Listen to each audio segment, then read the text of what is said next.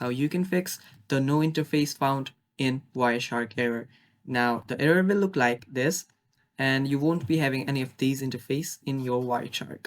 Now to fix that, what you'll have to do is open up a Chrome first, open up any web browser, and after you open it up, just search for WinP app.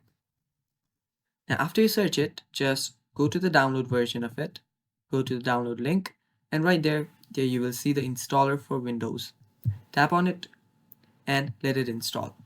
Now after you've installed it, open its file location, and after you've opened it, just right click on it and open its properties.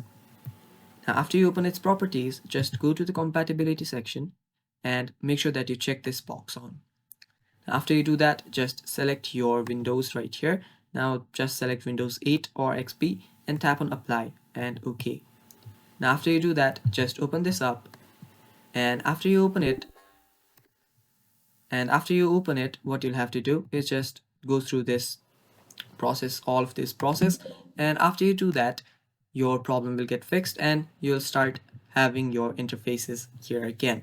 So that is basically it, guys. I hope you found this video helpful, and if you did, don't forget to hit the like button and also hit the subscribe button if you haven't already. So bye bye, that is all for the video.